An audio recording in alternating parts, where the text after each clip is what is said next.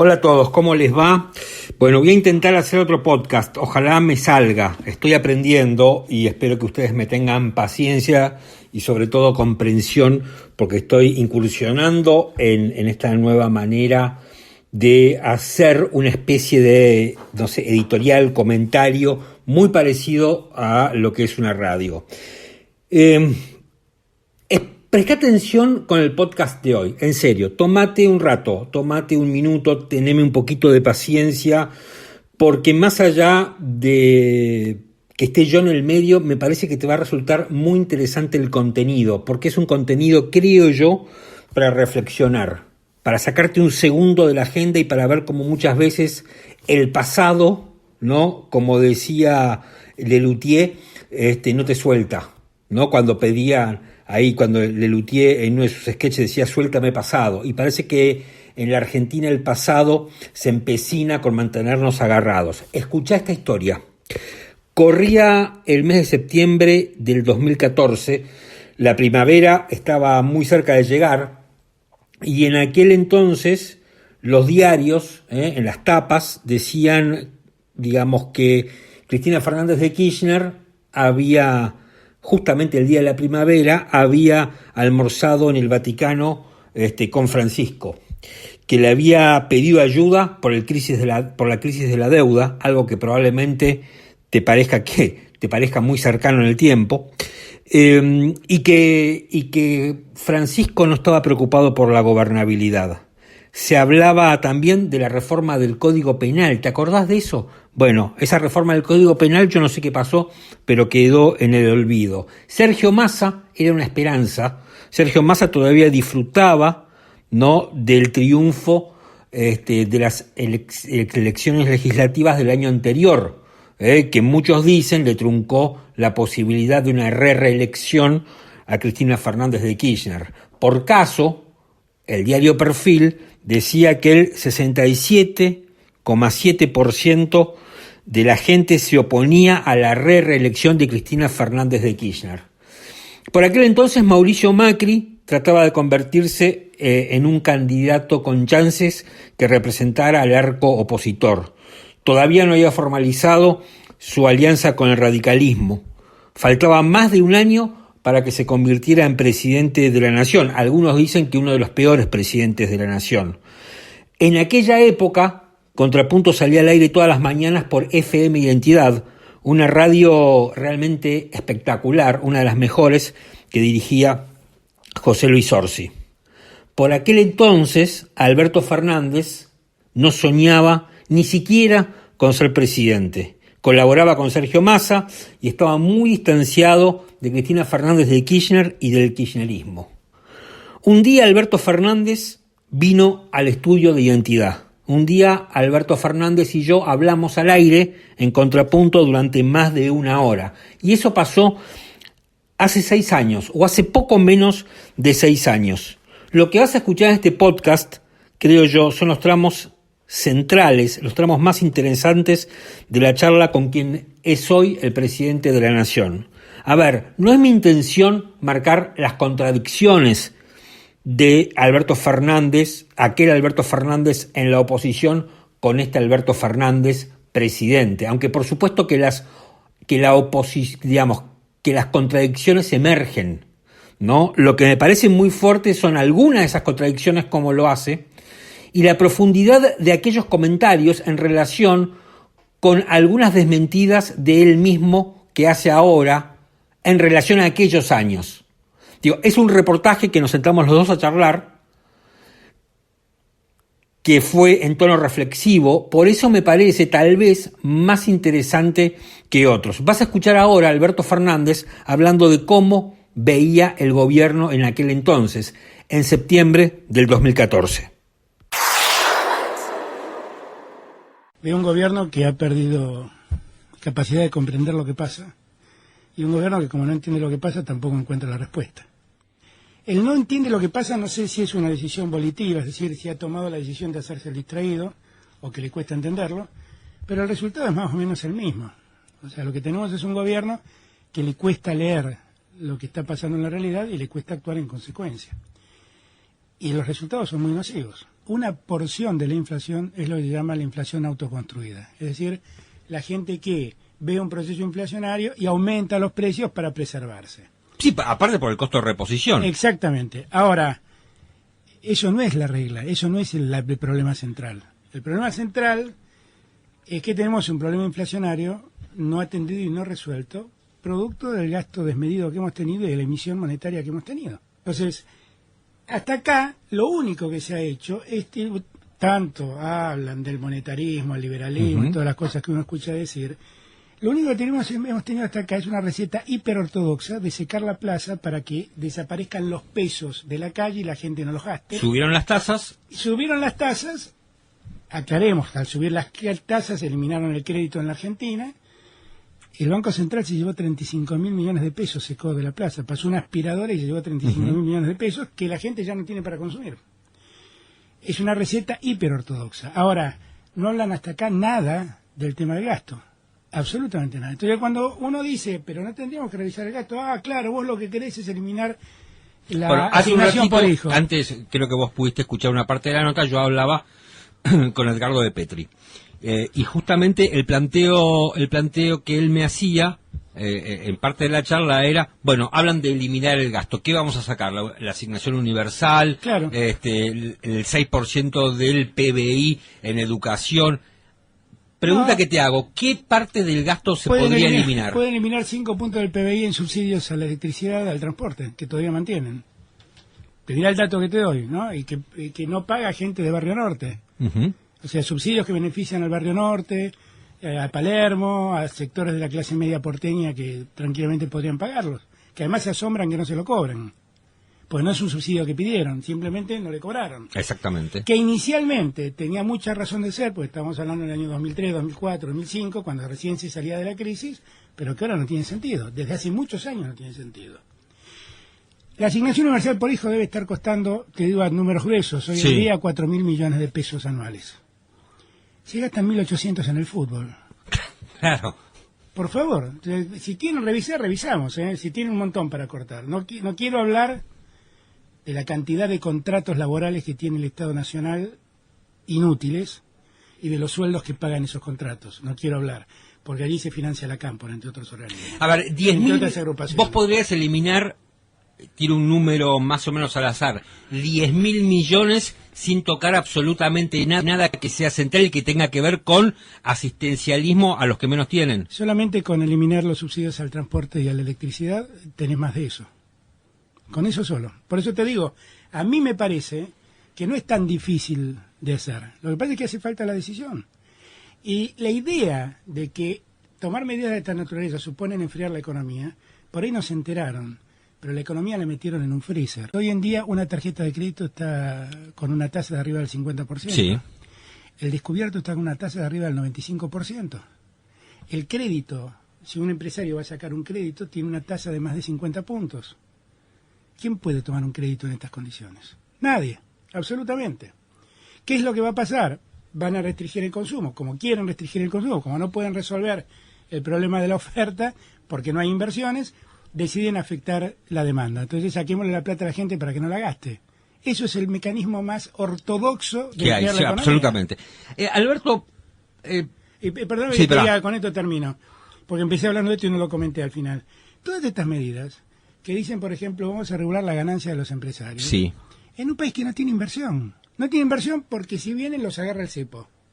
Primero, si vienen tienen que vender el dólar al valor oficial. Ahora lo han mejorado un poco. Pero después si tienen ganancia no se la pueden llevar. Además le vamos a decir que no pueden ganar más de tanto. Digo, olvidémonos que alguien ponga un peso en Argentina, que es uno de los grandes déficits que tiene la Argentina. Escuchabas al presidente, que en ese momento no se imaginaba que iba a ser el presidente, diciendo y dando críticas muy fuertes al gobierno de Cristina Fernández de Kirchner. Decía que el gobierno en ese entonces no veía la realidad, que era lo mismo que decir que Cristina Fernández no veía la realidad. Hablaba de bajar el gasto público, hablaba de la cantidad de contratos que tenía el gobierno en ese entonces, que había que terminarlos. Decía que la Cámpora se financiaba del gasto público. Hoy la Cámpora es un pilar de su propia gestión, ¿no? Pasaron 6 años nada más. Decía que reduciendo subsidios a determinados grupos más acomodados se bajaba el 5% del déficit fiscal. Acusaba al gobierno de Cristina Fernández de Kirchner, que en ese momento el ministro de Economía era Axel Kicillof, los acusaba de ser demasiado ortodoxos. Ahora vas a escuchar a Alberto Fernández contar por qué hay o qué diferencia hay entre el gobierno de Néstor Kirchner y el gobierno de Cristina Fernández de Kirchner. ¿Por qué Cristina en materia económica hace lo contrario a lo de Néstor, si era una sociedad política? Cristina en muchas cosas hace lo contrario a lo de Néstor. Yo a veces digo, yo preferiría 1000 veces que en vez de jurar por Néstor, lo imiten a Néstor. 1000 veces preferiría. Que dejen de jurar por Néstor y después hacer todo lo contrario. 1000 veces lo preferiría. Porque la realidad es que cuando vos revisás, yo creo que el motivo central es que hay estaturas de gestión diferentes. La estatura de gestión de Kirchner era mucho mayor que la estatura de gestión de Cristina. Uh-huh. Y esto no va en desmedro de su inteligencia o de su capacidad, sino de su necedad. Tiene que ver con su necedad. Pero es un tema, ¿estamos en todo esto por una cuestión de orgullo?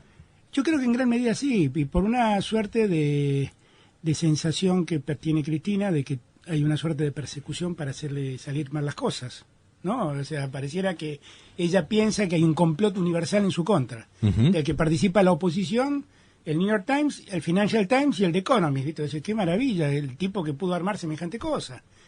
La realidad es que ella le cuesta entender que gran parte de los problemas son el resultado de lo que les pasa. Si vos revisás y hablás con algunos de los miembros del gobierno, algunos te dicen, bueno, viste, ahora se fue Moreno y ahora que se fue Moreno, mirá todos los problemas que aparecieron.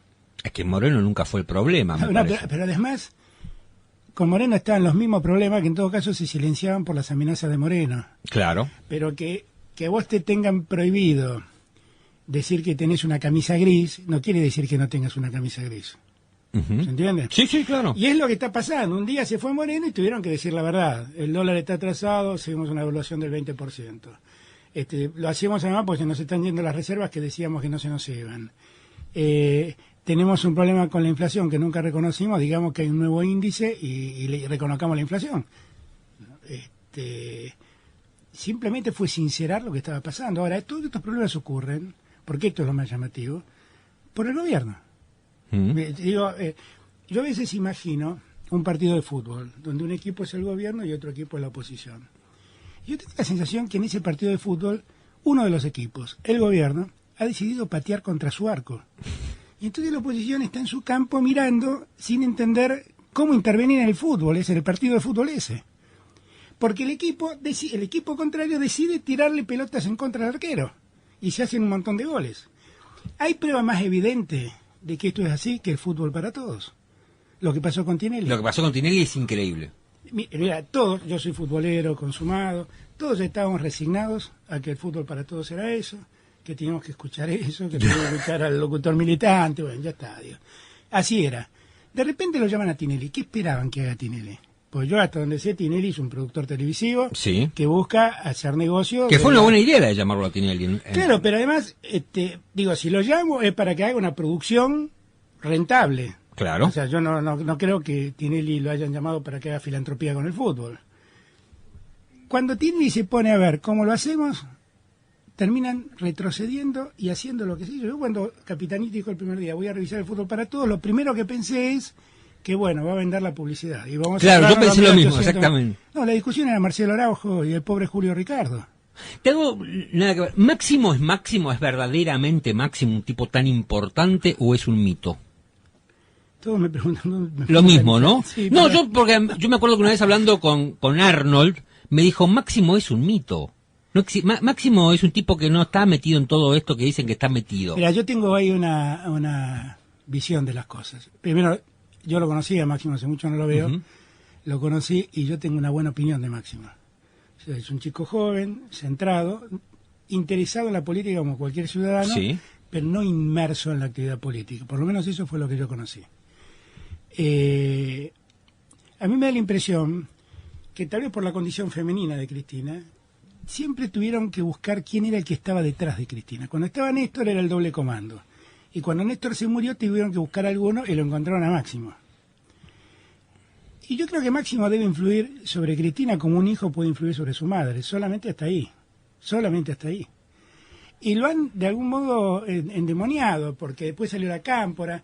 La verdad, los problemas que tiene la Cámpora no son las declaraciones de Máximo, sino las declaraciones de El Cuervo Larroque llamando narcosocialismo, bueno, o Cabandier negándose a soportar una multa.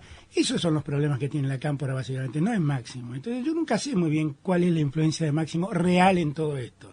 O sea, tenemos las mismas dudas. Sí, pero además me da la impresión de que cuando yo lo escuché opinar a Máximo, siempre fue una opinión razonable. Nunca escuché decir cosas delirantes de Máximo, ni mucho menos. Nunca. Siempre lo escuché decir comentarios de un ciudadano común razonables. Son fuertes las declaraciones del hoy presidente Alberto Fernández, en aquel entonces, evidentemente, un dirigente político enfrentado con el gobierno. Pero digo, es muy raro escuchar a Alberto Fernández hablar así de Cristina Fernández de Kirchner. Yo lo que pensaba mientras escuchaba esta nota y la editaba es cómo volvés, o sea, cómo vos podés llegar a pensar, no todo esto que decís de un gobierno, todo esto que decís o que el presidente decía de Cristina Fernández de Kirchner y luego terminar como su socio. Porque no estamos hablando de chicanas, ni estamos hablando de cuestiones de corrupción, de que alguien puede decir, bueno, en realidad no se probaron, todavía falta, la justicia se tiene que expedir, o de cuestiones que son meramente declarativas, que son hipótesis. Estamos hablando de cuestiones del gobierno, de la marcha del gobierno, de lo que pasaba en Argentina en el 2014, de cosas puntuales, de Guillermo Moreno, de la inflación, de la Cámpora. Estamos hablando que el gobierno ocultaba todo, no decía nada, se engañaba, que Cristina Fernández de Kirchner creía que había una conspiración a la vuelta de la esquina. Yo digo, después de caracterizar a alguien de esa manera, ¿cómo volvés? Incluso me llama la atención algo que es un detalle, ¿no? Que cuando habla de Máximo Kirchner, si bien el presidente habla bien de Máximo Kirchner, no habla mal, no lo critica, pero directamente dice que es una persona que es completamente ajena a la política, que es un ciudadano común, ¿no? No sé si Máximo Kirchner después no se habrá convertido a la política o si el presidente en ese momento tenía una percepción equivocada, porque la verdad es que viendo lo que pasa hoy, o sea, hoy Máximo Kirchner es uno de los puntales del gobierno. Máximo Kirchner es una de las personas más poderosas de la Argentina. Ese ciudadano común, ese chico que estaba, digamos, prácticamente ajeno a la política, hoy es una de las personas más importantes de la Argentina. Por eso a mí me resulta muy llamativo, muy raro escuchar todo esto que pasó hace 6 años nada más, ¿no? Ni siquiera creo que llegamos a los 6 años. Lo que viene ahora tal vez sea lo más fuerte de lo que vas a escuchar. Lo que viene ahora, te pido, si llegaste hasta acá, escuchá lo que viene, porque lo que viene realmente es muy, pero muy fuerte. Y lo dice todo Alberto Fernández. Kicillof fue el verdadero ministro del primer día del segundo mandato de Cristina. Entonces, la verdad yo no creo que todo esto que vivimos es culpa de Kicillof.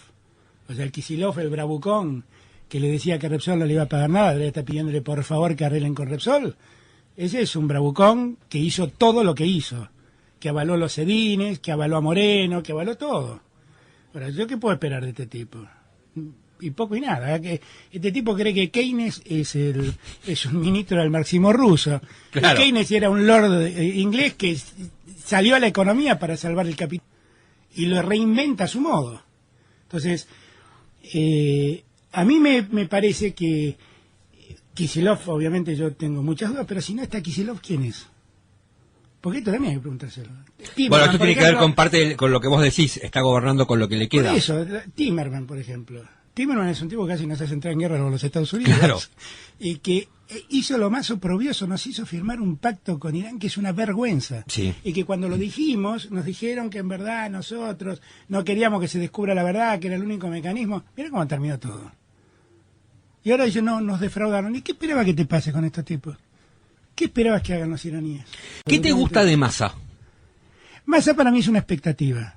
Es el tipo que se animó a lo que nadie se animaba.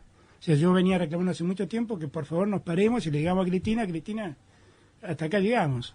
El que se animó a hacer eso se llama Sergio Massa. Se animó y le ganó. Tuvo una veintena de intendentes que lo acompañaron y el resultado que obtuvo fue impactante. Uh-huh.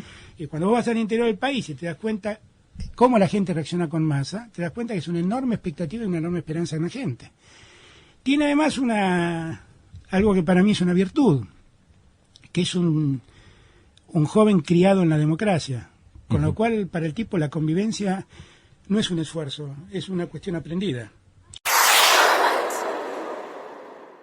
A mí me impresiona escuchar al presidente de la Nación que hace menos de 6 años decía que Axel Kicillof, que en ese momento era ministro de Economía y hoy es el gobernador de la provincia de Buenos Aires, que era un bravucón. Directamente le decía que era un bravucón y casi está ahí a un paso de decirle que era un marxista, ¿no? Pero que en definitiva, ¿no?, era alguien que no estaba preparado para el cargo.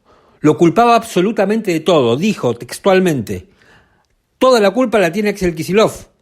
Y se refería a la situación económica que la Argentina atravesaba en ese 2014. Hace pocos días, fíjate cómo son las cosas y cómo cambia, el 26 de marzo, hace nada, Alberto Fernández dijo sobre Kicillof: es un hombre de una inteligencia singular. Bueno, evidentemente Kicillof debe haber adquirido esa inteligencia singular en los últimos 5 años, porque antes, digamos, lo consideraba prácticamente no sé si un ignorante, pero al menos un inútil. Con Axel todos los días nos quieren hacer pelear. Trabajo tan a gusto con Axel, decía el presidente de la Nación, y nos entendemos tan bien. Yo diría que empiecen a escribir otra cosa, porque si insisten con eso van a perder el tiempo. Eso decía Alberto Fernández en una entrevista con la televisión pública que reproduce la agencia oficial Telam. Ahora, ¿qué pasó en el medio? Porque no es que simplemente... está el presidente en esa entrevista que yo le hacía, estaba muy, no sé si estaba enojado, no sé la palabra enojado, pero ¿cómo cambiás de considerar que una persona es un inútil, que es la responsable, ¿no?, de los problemas económicos de la Argentina que sucedían 5 años atrás y que ahora esa misma persona es alguien con una inteligencia muy singular? Miente ahora el presidente, se equivoca ahora el presidente, se equivocaba antes cuando me lo decía a mí. ¿Qué es lo que piensa el presidente? A mí me parece que esto es importante, ¿no? Después hablaba de Timerman. Lo escuchabas hablar de Timerman, ¿no? De Timerman prácticamente para Alberto Fernández era un inútil, directamente. Era el tipo que había cometido los principales errores en materia de política exterior de la Argentina. Dijo, en chiste, en sorna, casi nos hace entrar a una guerra con los Estados Unidos, ¿no? Y después, ustedes se acuerdan la polémica, ¿no?, con el tratado con Irán y con el memorándum firmado con Irán y con todo lo que dijo Alberto Fernández y cómo después se quiso decir, cómo se peleó con periodistas. Bueno, nadie lo quiere hacer pelear con nadie. Esto es lo que decía Alberto Fernández, ¿no? Y habla bien de Massa, ¿no? De Massa me parece que ahí sigue una línea. Ahora, a mí lo que me quedan las dudas es, ¿qué es verdaderamente lo que piensa Alberto Fernández? Porque lo escucho ahora y lo escucho antes y digo, ¿qué piensa Alberto Fernández? Un presidente que hubiera sido en aquel momento opositor a su propio gobierno. Es algo bastante singular el presidente. Esta fue la primera parte diría yo, de los tramos más interesantes, más polémicos de la entrevista que hace tanto tiempo le hice a Alberto Fernández, cuando ni siquiera él pensaba que iba a ser presidente, mucho menos yo. En pocos días vamos con la segunda parte que te prometo va a ser tan interesante como esta. Gracias y hasta el próximo podcast.